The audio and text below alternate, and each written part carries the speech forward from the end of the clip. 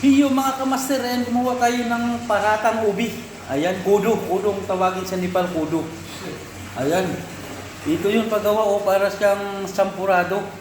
Tapos, iluluto siya dito na may kaunting mantika. Kaya ang resulta ay ganito. Ayan. Okay. Tingnan nyo kung paano gagawin. Ayan. Ayan o. Ipubuhos siya. Yung parang ganon. Dito. Wow! Parang pinaprice siya. Ganyan, no? Ang lupit, ang imbento. Dito lang yan sa Nepal, mga ka-idol, mga kamaster. Ganyan, no? See? Grabing idea.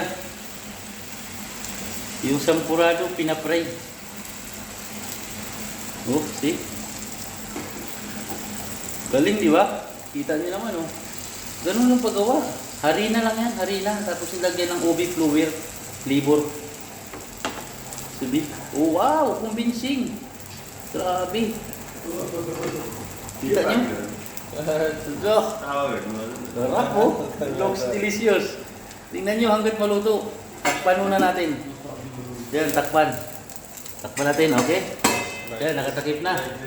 Ayan. Ayan na, buksan na natin. Wow. Yan, sa kabilang side na naman. Oho. Parang hotcake na ubi. It's not a package for Dinjan,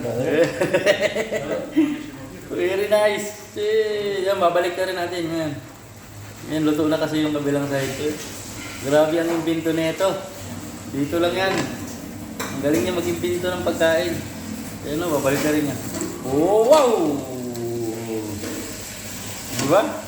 Ay, ganyan lang kadali. Namakadali na YouTube.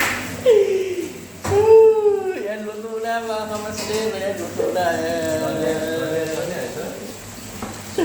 Parang ubi na parata. Kapati.